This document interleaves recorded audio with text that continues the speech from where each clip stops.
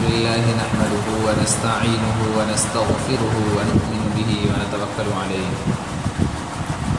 ونعوذ بالله من شرور أنفسنا ومن سيئات أعمالنا من يهده الله فلا مضل له ومن يضلله فلا هادي له ونشهد أن لا إله إلا الله وحده لا شريك له ونشهد أن سيدنا وسندنا وحبيبنا ومولانا محمد عبده ورسوله صلى الله تعالى عليه وعلى آله وأصحابه وبارك وسلم تسليما كثيرا كثيرا أما بعد فأعوذ بالله من الشيطان الرجيم بسم الله الرحمن الرحيم يا أيها الذين آمنوا ادخلوا في السلم كافة آمنت بالله صدق الله مولانا العظيم وصدق رسوله النبي الكريم ونحن على ذلك من الشاهدين والشاكرين والحمد لله رب العالمين. معزز سامعین کرام اور غیور نوجوان ساتھی، ہم لوگ مسلمان ہیں اور اسلام کو ماننے والے کہلاتے ہیں، لیکن ہم نے کبھی سوچا کہ مسلمان کہتے کس کو اور مسلمان ہونے کی کیا علامت ہے اور کیا پہچان ہے؟ ہم اپنے آپ کو مسلمان کہتے ہیں، ہمارے مسلمان ہونے کی کیا علامت ہے؟ اسلام کی وہ کون سی خوبی ہے جسے دیکھ کر ہمارا مسلمان ہونا معلوم ہے؟ ہمارے اندر اگر اسلام کی خوبی نہیں، پہچان نہیں، اس کے باوجود ہمارا دعویٰ اپنے متعلق مسلمان ہونے کا ہے تو ہمارا یہ دعویٰ غلط اور بے سود ہے۔ اگر کوئی شخص آپ سے یہ کہے کہ میں ایک بڑھئی ہوں، آپ مجھ سے میز کرسی بنوا لیجئے، تو آپ کی نظر سب سے پہلے اس کے سامان کی طرف جائے گی اور آپ اس کے سامان میں سب سے پہلے بڑھئی کا اوزار تلاش کرو گے۔ اگر آپ کو اس کے پاس بڑھئی کا اوزار نہیں ملے گا تو آپ اس کے کہنے کا اعتبار نہیں کرو گے اور اسے میز کرسی بنانے کے لیے نہیں دو گے اور یہ کہو گے کہ یہ شخص غلط کہتا ہے، اگر یہ شخص واقعی بڑھئی ہوتا تو اس کے پاس بڑھئی کے اوزار ہوتے۔ بڑھئی کے اوزار کا نہ ہونا اس بات کی علامت ہے کہ یہ شخص بڑھئی نہیں ہے۔ عزیز دوستوں، غور کرو، جب بڑھئی بغیر اوزار کے بڑھئی نہیں، لوہار لوہاری اوزار اور ہتھیار کے بغیر لوہار نہیں، تو ہم اور آپ اپنے اندر مسلمانوں کی علامت اور نشانی رکھے بغیر مسلمان کیسے کہلائیں گے؟ اگر ایک لوہار کو لوہار کہلانے کے لیے لوہاری اوزار رکھنا ضروری ہے، ایک بڑھئی کو بڑھئی کہلوانے کے لیے بڑھئی اوزار رکھنا لازمی ہے، تو ہمیں اور آپ کو مسلمان کہلانے کے لیے مسلمانوں کی پہچان رکھنا ضروری ہے، ورنہ جس طرح آج ہم اور آپ ایک لوہار کو لوہاری اوزار نہ رکھنے کی بنا پر لوہار نہ سمجھ کر اسے نکال دیں گے تو کل قیامت کے دن اللہ تبارک و تعالی ہمارے اندر مسلمانوں کی علامت نہ دیکھ کر ہمیں بھی نکال دیں گے۔ ہم زمانے سے مسلمان ہیں اور مسلمان کہلاتے ہیں، لوگ بھی ہمیں مسلمان کہتے ہیں اور سمجھتے ہیں، لیکن وہ کون سی علامت ہے جسے دیکھ کر اللہ تبارک و تعالی ہمیں مسلمان سمجھے؟ وہ کون سی پہچان ہے جس سے ہم اللہ کی نگاہ میں مسلمان کہلائیں؟ مسلمان ہونے کی سب سے بڑی نشانی یہ ہے کہ اس کی پیشانی اللہ کے سامنے جھکے، کسی اور کے سامنے نہ جھکے، وہ صرف اللہ سے ڈرے، کسی اور سے نہ ڈرے۔ اور ہمارا حال کیا ہے کہ ہماری پیشانی سب کے سامنے جھکتی ہے، اگر نہیں جھکتی تو صرف اللہ کے سامنے نہیں جھکتی۔ ہم کو سب کا ڈر ہے، اگر نہیں ہے تو صرف اللہ کا۔ میں ذرا اس کی وضاحت کر دیتا ہوں، بات صاف ہو جائے گی۔ جو میں یہ کہتا ہوں کہ اللہ کا ڈر نہیں ہے، بلا وجہ نہیں کہتا، اس کی وجہ یہ ہے اللہ کا ڈر اور خوف ہونے کا مطلب یہ ہوتا ہے کہ اس کے حکم کی بجا آوری میں کسی کا ڈر رکاوٹ نہ بنے۔ اس کی آزمائش کا بہترین وقت وہ ہوتا ہے جب ہم اور آپ کسی حاکم کے پاس ہوتے ہیں اور نماز کا وقت ہو جاتا ہے، اس وقت اللہ کی اطاعت گزاری ہونی چاہیے، لیکن ہوتا یہ ہے کہ حاکم کا روب و ادب حکم الہی کی بجا آوری سے روک دیتا ہے۔ اگر ہمارے یہاں کوئی دروغہ آ جائے اور اس وقت ہمیں نماز کے لیے پکارا جائے تو ہم خدائی پکار پر دھیان نہیں دیتے ہیں، اگر کسی منسٹر کے پاس بیٹھے ہیں اور اس وقت نماز کا وقت اور اس دوران نماز کا وقت آ جاتا ہے تو کسی طرح اس کے پاس سے اٹھ کر نماز کے لیے نہیں جاتے ہیں۔ اب بتائیے کیا میں غلط کہتا ہوں؟ اب فیصلہ کریے کہ ہم پر کس کا خوف غالب ہے، ہم کس سے زیادہ ڈرتے ہیں، مالک کائنات سے یا ایک تھانہ کے معمولی حاکم سے؟ صحیح معنوں میں اگر اللہ کا خوف ہوتا، اگر اللہ کا ڈر ہوتا تو اس کے حکم کی بجا آوری کے لیے دوڑ پڑتے، کسی کے کچھ کہنے، کرنے اور سمجھنے کا خیال نہیں کرتے۔ ہم اور آپ سورہ فاتحہ روز پڑھتے ہیں، ایاک نعبد و ایاک نستعین، اے اللہ ہم تیری ہی بندگی کرتے ہیں اور تجھی سے مدد چاہتے ہیں۔ اس کا اقرار ہر سورہ فاتحہ کی قرأت پر کرتے ہیں، لیکن ہمارا حال کیا ہے کہ ہم کس کس کی عبادت نہیں کرتے اور کس کس سے مدد نہیں چاہتے؟ ہم کو جس سے کام نکلنے اور بننے کی امید نظر آتی ہے سب کی عبادت کرتے ہیں، سب سے مدد چاہتے ہیں۔ نفس پرستی، آبا پرستی، قبر پرستی، شخصیت پرستی، ان میں سے کس کس کی پرستش اور پوجا نہیں کرتے اور کس کس کو حاجت روا نہیں سمجھتے؟ اللہ سے شفا نہیں چاہتے، اس سے مدد نہیں چاہتے، اس کے سامنے اپنا دکھ درد نہیں رکھتے، غیروں سے مدد چاہتے ہو اور حاجت روائی چاہتے ہو، حالانکہ اللہ تبارک و تعالیٰ کو سب کچھ جانتے اور مانتے اور سمجھتے بھی ہو۔ تم جانتے ہو کہ اللہ کی غیرت اس وقت جوش میں آتی ہے کہ ہمارا بندہ جسے ہم نے ضرورت زندگی بہم پہنچائی ہم کو چھوڑ کر غیروں سے مانگتا پھرتا ہے، ہمارے در پر آنے کے بجائے دوسروں کی در کی خاک جھاڑتا پھرتا ہے۔ ہم اپنے اس عمل سے اللہ کو ذلیل کرتے ہیں۔ ایک رئیس زیادہ اگر دوسرے سے کپڑے مانگے اور کھانے کی بھیک مانگے تو اس کے شریف باپ کو کس قدر تکلیف ہوگی، وہ کیسا دل برداشتہ ہوگا؟ باپ سوچے گا کہ جب اسے کھانا ہم دیتے ہیں، رہنے کو مکان ہم دیتے ہیں، تو اس کو کمی کس چیز کی ہے کہ دوسروں کے سامنے ہاتھ پھیلاتا پھرتا ہے؟ اسی طرح اللہ تبارک و تعالیٰ کی غیرت جوش میں آتی ہے جب اس کا بندہ غیروں سے مدد طلب کرتا ہے۔ اللہ تعالیٰ فرماتے ہیں کہ میرے خزانے میں کس چیز کی کمی ہے کہ دوسروں سے مانگتا پھرتا ہے، ہم اسے کیا نہیں دے سکتے، اس کی کس مانگ کو پورا نہیں کر سکتے؟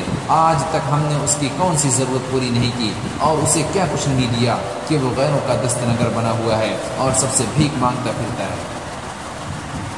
شرک کو ظلم عظیم اسی لیے کہا گیا ہے کہ شرک کا مرتکب خدا کی خدائی کو اپنے رویے سے کمزور ثابت کرتا ہے اور اسے قادر مطلق نہیں سمجھتا، یا یوں کہیے کہ خدا کو اس لائق تصور نہیں کرتا کہ وہ اس کی ساری ضرورتیں پوری کر سکے۔ یہ بات اللہ تبارک و تعالیٰ کو حد درجہ ناگوار ہے کہ اس کا بندہ غیروں سے مدد کا طالب ہو اور اس کے علاوہ کسی سے استعانت چاہے، کسی سے مدد چاہے۔ اس جرم کا مرتکب، اس جرم کا کرنے والا اسلام کی نظر میں مشرک ہے۔ اللہ تبارک و تعالیٰ انسان کے دوسرے گناہوں کو معاف کر سکتے ہیں لیکن شرک کرنے والے کی کبھی مغفرت نہیں کریں گے۔ مشرک کے بارے میں اللہ تبارک و تعالیٰ کا قرآن مجید کے اندر یہ فیصلہ ہے، ان اللہ لا یغفر ان یشرک بہ ویغفر ما دون ذلک لمن یشاء۔ اللہ تبارک و تعالیٰ ہر گناہ کو معاف کر سکتے ہیں لیکن شرک کرنے والے کو کبھی معاف نہیں کریں گے۔ لیکن آج کچھ ایسے مسلمان بھی ہیں جو خدا واحد کے ساتھ انبیاء اور اولیاء کو بھی شریک کرتے ہیں۔ حضرت علی رضی اللہ تعالی عنہ کو مشکل کشا اور حاجت روا سمجھتے ہیں، عبد القادر جیلانی کو اولاد دینے والا جانتے ہیں، خواجہ اجمیری کی قبر پر سجدہ کرتے ہیں۔ یاد رکھو انبیاء علیہ السلام کو مختار کل ماننا، حضرت علی رضی اللہ تعالی عنہ کو مشکل کشا اور حاجت روا سمجھنا، عبد القادر جیلانی سے اولاد مانگنا، خواجہ اجمیری کی قبر پر سجدہ کرنا، یہ تمام کی تمام چیزیں ایاک نعبد و ایاک نستعین کے تقاضے کے خلاف ہیں، انبیاء علیہ السلام کے مشن کے خلاف ہے، نبی علیہ السلام کی تعلیمات کے خلاف ہے، صحابہ کرام رضوان اللہ تعالی علیہم اجمعین کے عقائد کے خلاف ہے اور ائمہ مجتہدین کے فتوے کے خلاف ہے۔ اگر کوئی شخص یہ کہہ کر آپ کو دھوکہ دے کہ نبی علیہ السلام کو مختار کل ماننے میں مزید نبوت کی شان بڑھتی ہے، حضرت علی کو مشکل کشا اور حاجت روا سمجھنے میں توحید میں کوئی حرج نہیں ہوتا ہے، بلکہ یہ ساری چیزیں تقرب الہی کے درجے میں ہیں، تو یاد رکھیے یہ عقیدہ مسلمانوں کا عقیدہ نہیں ہے، بلکہ یہی جواب کل کے کفار مکہ کا تھا جب ان سے پوچھا جاتا تھا کہ تم بتوں کی پرستش اور پوجا کیوں کرتے ہو، تو وہ کہتے تھے ما نعبد الا لیقربونا الی اللہ زلفی، ہم اس لیے ان کی پرستش کرتے ہیں تاکہ وہ ہمیں اللہ کے قریب کر دیں۔ اور یہی حال آج کے مسلمانوں کا ہے، جو لوگ قبروں پر سجدہ کرتے ہیں، جو لوگ مزاروں پر جاتے ہیں، جو لوگ اس پر چادریں چڑھاتے ہیں، آپ جب ان سے پوچھو گے کہ تم اللہ کو چھوڑ کر، ایک مسلمان ہو کر اللہ کو چھوڑ کر دوسروں کے در پر کیوں جاتے ہو، قبروں کو سجدہ کیوں کرتے ہو؟ تو وہ کہیں گے کہ ہم قبروں پر اس لیے جاتے ہیں تاکہ وہ ہمیں اللہ سے قریب کر دے، اور مثال یہ دیں گے کہ جس طرح سب چھت پر چڑھنے کے لیے ایک سیڑھی کی ضرورت ہوتی ہے، اسی طرح ہم ان کو اللہ تک پہنچنے کے لیے ان کو اپنا ذریعہ بناتے ہیں۔ حالانکہ یہ کوئی ایسی بات نہیں ہے، یہ کوئی لاجیکل بات نہیں ہے جس سے ہمیں اور آپ کو بیوقوف بنایا جائے، بلکہ یہ ہر انسان یہ جانتا ہے کہ آج یہاں سے بیٹھے بیٹھے آپ ہزاروں اور لاکھوں کلومیٹر دور بغیر کسی وائر کے، بغیر کسی تار کے دیکھ سکتے ہیں۔ اللہ تبارک و تعالیٰ نے جب انسان کے اندر اتنی عقل دی ہے کہ وہ ان چیزوں کو ایجاد کر سکتا ہے، تو اس سے مانگنے میں سیڑھی کی ضرورت کیوں پڑے گی؟ جبکہ قرآن مجید میں اللہ تبارک و تعالیٰ نے ارشاد فرمایا نحن اقرب الیہ من حبل الورید، کہ ہم تو تمہاری شہرت سے بھی زیادہ تم سے قریب ہیں۔ ہمارے مسلمان ہونے کی یہی پہچان ہے، اگر صرف اللہ کی محبت دل میں ہے، دل میں اللہ بسا ہے تو ہم مسلمان ہیں، اور اگر دل میں اللہ نہیں، دنیا اور دنیا کی چیز ہے تو ہم مسلمان نہیں۔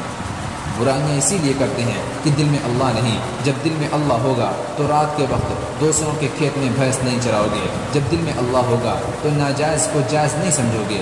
جب دل میں اللہ ہوگا تو حرام کو حلال نہیں سمجھو گے۔ جب دل میں اللہ ہوگا تو کسی کا نقصان نہیں سوچو گے۔ جب دل میں اللہ ہوگا تو کسی کو تکلیف نہیں پہنچاؤ گے۔ آج ہم نے اپنے دل میں ہر چیز کو جگہ دے رکھی ہے۔ مثال کے طور پر اگر کوئی شخص آپ کو ایک مکان رہنے کے لیے دے جس میں 5 کمرے ہوں، اور 4 کمرہ آپ کو رہنے کے لیے دے دے، اور 5ویں کے متعلق یہ کہے کہ اس میں داخل مت ہونے دینا، اور اس میں کسی کا بسیرا مت کرنا، اب آپ اس 4 کمرے میں رہنے کے ساتھ 5ویں میں بھی رہنا شروع کر دیں تو یہ کتنا بڑا ظلم ہے۔ ٹھیک اسی طرح اللہ تبارک و تعالیٰ نے ہمیں جسم کے تمام اعضاء، ناک، کان، آنکھ، ہاتھ، پاؤں سب کچھ عطا کیے، اور ان کا ہمیں مالک بنایا، اور ان کو استعمال کرنے کی اجازت بھی دی، اور دل کے متعلق یہ ارشاد فرمایا کہ یہ میرا گھر ہے، اس کو میرے لیے خالی رکھنا، اس میں کسی کو داخل مت ہونے دینا، اور کسی کا بسیرا مت کرنا۔ اب بتاؤ کہ دل میں جو دنیا بھر کی چیزوں کو ہم نے جمع کر رکھا ہے، یہ ظلم عظیم نہیں تو اور کیا ہے؟ ہم برائیاں اسی لیے کرتے ہیں کہ دل میں اللہ نہیں، ورنہ کسی پر ظلم زیادتی نہیں کرتے، کسی کا مال نہیں دباتے، ذخیرہ اندوزی سے پرہیز کرتے، بخل کنجوس نہیں ہوتے، اس کے بجائے فراخ دست و کشادہ دل ہوتے، غریب پروری اور محتاجوں کی خبر گیری ہمارا شعار ہوتا، حاجت مندوں کی حاجت روائی ہمارا شیوا ہوتا، خدمت خلق کر کے خدا کی خوشنودی حاصل کرنا ہمارا نصب العین ہوتا۔ آج ہم اپنے مال کو صرف اپنا مال سمجھتے ہیں، اسی لیے اپنی تن آسانی اور عیش کوشی میں لگے ہوئے ہیں۔ ہمیں اس کی بالکل پرواہ نہیں کہ ہمارے اڑوس پڑوس والے کس غربت کی زندگی گزار رہے ہیں، اور مسلسل فاقہ نے ان کو جاں بلب اور نیم مردہ کر دیا ہے۔ حدیث قدسی ہے، قیامت کے دن اللہ تبارک و تعالی ارشاد فرمائے گا اے ابن آدم، میں بیمار تھا، تو نے میری بیماری پرسی نہیں کی۔ بندہ کہے گا بھلا ایسا کیسے ممکن ہے؟ آپ تو رب العالمین ہیں۔ اللہ تعالیٰ فرمائیں گے کیا تجھے معلوم نہیں کہ میرا کھلا بندہ تیرے قریب بیمار تھا، تو نے اس کی خبر نہیں لی، حالانکہ اگر تو اس کی بیمار کرسی کے لیے جاتا تو مجھ کو اس کے پاس پاتا۔ اسی طرح خدا تعالیٰ کہے گا اے ابن آدم، میں نے تجھ سے کھانا مانگا تھا مگر تو نے مجھے کھانا نہیں دیا۔ بندہ عرض کرے گا ایسا کیسے ممکن ہے؟ اللہ تعالیٰ فرمائیں گے کیا تجھے معلوم نہیں کہ میرے فلاں بندے نے تجھ سے کھانا مانگا تھا، تو نے انکار کر دیا، اگر تو اسے کھانا کھلا دیتا تو مجھے اس کے پاس پاتا۔ عمرہ اور رؤسا کو دولت اللہ تبارک و تعالیٰ نے صرف جمع کرنے اور اپنے کام میں لانے کے لیے نہیں دی ہے، بلکہ وہ دولت اللہ کی ہے، اور اللہ نے اسے غربا میں تقسیم کرنے کے لیے بھی دیا ہے، مگر ایسا اس لیے نہیں ہوتا ہے کہ دل میں اللہ نہیں، اللہ کا ڈر نہیں، ورنہ ضرور دولت کو غربا میں تقسیم کرتے اور جہنم میں جانے سے بچتے۔ اسلام کی اصلی پہچان یہی ہے کہ دل میں اللہ کو بسائے، اس کے بعد دین کا ہر کام کرنا آسان ہوگا، اور اللہ کے راستے پر چلنے میں سہولت ہوگی۔ اس کے بغیر اللہ کی مرضی کے مطابق نہ چل سکو گے اور نہ زندگی گزار سکو گے۔ اللہ تبارک و تعالی ہمارے اندر اسلام کی نشانی پیدا کرے اور غیر اللہ کی محبت سے دل کو خالی کرے۔ آمین۔ الحمد للہ رب العالمین۔